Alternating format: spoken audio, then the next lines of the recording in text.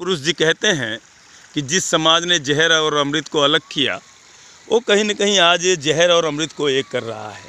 साथियों, ये नाला मैं आपको दिखा रहा हूँ जो पूरी तरह से विषाक्त है और बदबूदार है और सीवेज का और मलमूत्र है और घरों से निकला रसायन है, जो सीधे आप देखिए तो माँ गंगा में जा रहा है साथियों। और ये माँ गंगा में पहुँचने के बाद खुद को गंगा जल बनाता है। मैं बार बार बोलता हूँ, इसमें दो चीज़ें निकल के आती हैं। एक तो हम मानव क्या कर रहे हैं, जो समाज जहर अमृत को अलग किया, आज वो जहर और अमृत को एक कर रहा है। दूसरा, हम ये कहना चाहेंगे कि कहीं न कहीं हम एक तरह से जीवन दायिनी माँ गंगा को प्रदूषित करने के जो प्रयास हैं, उसमें पूरी तरह से भागी भूमिका में है। अभी आप इसे यहाँ पर देख लीजिए, फिर उसके बाद मैं आपको दिखाता हूँ। ये जो सिल्ट बन गई है, ये नालों की रुकी हुई मिट्टी है और इसका प्रभाव ये होता है कि धीरे धीरे माँ गंगा का जो प्रवाह क्षेत्र है वो घटता जाता है। और ये धीरे धीरे आप देख सकते हैं सब उसी नाले के सिल्ट हैं जो नीचे रुकती गई और माँ गंगा का प्रवाह यहाँ से यहाँ आ चुका है। अब ये लाइन बन गई है, इसके आगे वो प्रवाह बढ़ जाएगा। फिलहाल आप एक गाद देख लीजिए कैसी गाद है। और माँ गंगा क्या नालों के दंश से अभी अपने आप को अछूता पाती हैं, या फिर जो दावे हो रहे हैं वो दावे कितने सही हैं। सामने आपको आज़ाद सेतु दिख रहा है, करजन ब्रिज दिख रहा है। मैं ज़्यादा दूर नहीं हूँ, मैं आपको संगम क्षेत्र से 3-4 किलोमीटर पहले की दृश्य दिखा रहा हूँ।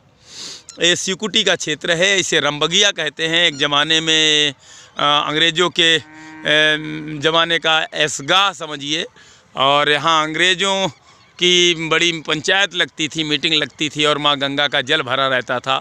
और कभी इसमें कोई राजा रजवाड़ों का भी इससे वास्ता रहा होगा।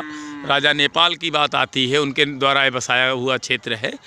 तो कहीं न कहीं ये जो आपको दीवार दिख रही है, इसके अंदर का जो दृश्य है वो अपने आप में अद्भुत है। और कहीं न कहीं माँ गंगा के इस किनारे की ये बहुत कुछ बतलाता है। इसके अंदर आप जाएंगे तो काफ़ी कुछ पुरानी विरासतें मिलेंगी।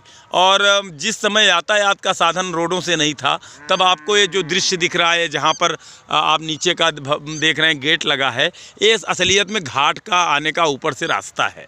और वहाँ से नाव पकड़कर लोग अपने गंतव्य को जाते थे। तब माँ गंगा से आवागमन का एकमात्र रास्ता हुआ करता था, और वो था कि पानी के सहारे, जल के सहारे। फिलहाल मैं आपको जो दिखा रहा था उसे दिखाना चाहूँगा। और आप देखिए हमारे पांडे जी भी लगातार इस सब के कवरेज में लगे रहते हैं, मेरे साथ हमेशा इस पुनीत अभियान को आगे बढ़ाने में अपना पूरा अमूल्य सहयोग हमको दे रहे हैं। और मैं इतना ही मानूंगा, इतना ही कहूँगा कि भैया ये नाला भी मैंने कम से कम कुछ नहीं तो 10 बार दिखाया है।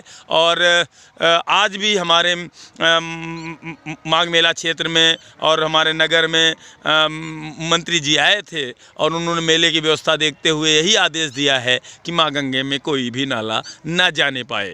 लेकिन साथियों, ये कैसे संभव है कि हम कह दें कि माँ गंगा में कोई नाला नहीं जा रहा है, जबकि मैं आपको रोज़ एक नए नाले से रूबरू करा रहा हूँ, वो भी मात्र माँ गंगा से 2-4 किलोमीटर पहले, और जहाँ पर माँ गंगा एक तरह से प्रयागराज में प्रवेश करती हैं उस छोर पर।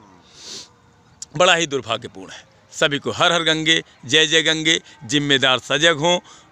और इतना ही कहूँगा कि हम आखिर लोगों को किस जल में स्नान कराएंगे जो हम आमंत्रित कर रहे हैं प्रयागराज पधारने के लिए, और प्रयागराज में कुंभ की बात कर रहे हैं, हम माघ मेला में उनको गंगा जी में तारने की बात कर रहे हैं, मोक्ष देने की बात कर रहे हैं। एक चीज़ और देखिए साथियों, यहाँ का पानी आपको ब्लैक दिख रहा है, बट यहाँ आप देखेंगे तो पानी पीला है। और अगर इसी पानी को रोक कर अभी मैं किसी शीशी या बोतल में दिखाऊं तो ये पीला लाल कोई भी रंग का होगा। असलियत में इसके आगे यहाँ तक तो नाले का प्रकोप है, इसके आगे जो दिख रहा है उद्योगों का कचरा दिख रहा है। एक तरह से माँ गंगा में पूरी तरह से इस समय प्रदूषण ही प्रदूषण बह रहा है। अगर कुछ दिख रहा है तो नाले, और प्रदूषण जो दूसरा दिख रहा है वो कहीं न कहीं औद्योगिक क्षेत्रों से छोड़ा गया रसायन। आप खुद देख लीजिए, माँ गंगा में कोई प्रवाह नहीं है, माँ गंगा का प्रवाह जगह जगह रुक गया है और गोमुख से गंगा सागर तक विकास की इतनी योजनाएं चल रही हैं कि आखिर माँ गंगा में प्रवाह हो भी तो कैसे हो, जो कुछ है उसमें पानी वो भी कहीं न कहीं रुक जाता है। अभी आप प्रयागराज में देखिए तो यहाँ 6 लेन की योजना चल रही है, जिसके मद्देनज़र इधर जगह जगह टापू बन गए हैं और माँ गंगा का जल प्रवाह पूरी तरह से रुक चुका है। और उसी का परिणाम है कि नालों का दंश और ये उद्योगों का जहरीला पानी पूरी तरह से माँ गंगा में परिलक्षित हो रहा है और पूरी तरह से माँ गंगा पर अपना दायरा बना चुका है। सभी को हर हर गंगे, जय जय गंगे। मैं जल योद्धा आर्य शेखर आप सबको जो दिखा पाया वो दिखाने की कोशिश किया। सभी को प्रणाम, सादर प्रणाम, नमन।